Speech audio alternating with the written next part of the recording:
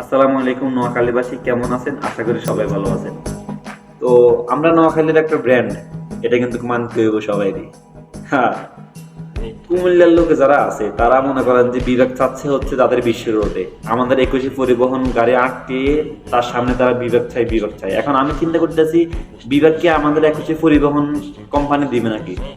আচ্ছা যাক, তারপর আমাদের লাশবাহী একটি অ্যাম্বুলেন্স গাড়ি আটকিয়ে তারা ওখানে স্লোগান দিচ্ছে বিবেক চাই কুমিল্লা। আচ্ছা কি রে ভাই, লাশবাহী অ্যাম্বুলেন্স সে কিভাবে তোমাদেরকে বিবেক দিবে? তোমরা আন্দোলন করো, সমস্যা কি? তোমরা ঢাকা গিয়ে আন্দোলন করো আমাদের মতো? না, তোমরা বাড়ির সামনে কুত্তার মতন গেউ করবা। এটা কোন ধরনের স্বভাব ভাইয়া? এটা চেঞ্জ করো, ঠিক আছে? এই যে আজকে ঢাকা শাহবাগ আমাদের নোয়াখালী লেগে দখলে টোটালি বিশাল একটা সমাবেশ শাহবাগ। আর তোমরা কুমিল্লার লোকে কি করবা? বিশ্ব রোডে গাড়ি আটকাইয়া ওখানে মনে করো তোমরা নিজেরে মানে ভাব করবা। ভাই এগুলো বন্যামি ভাবতে, বুঝছো? আন্দোলন যদি করতে চাও তোমরা, তাহলে তোমরা ঢাকা গিয়ে করো আন্দোলন।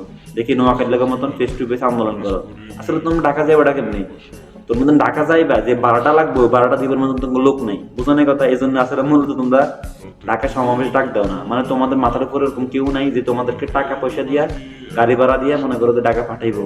ঢাকা পাঠাই মনে করো ওই কুমিল্লার নামে বিভাগের আন্দোলন করাবে, এরকম তোমাদের কি মানি নেই?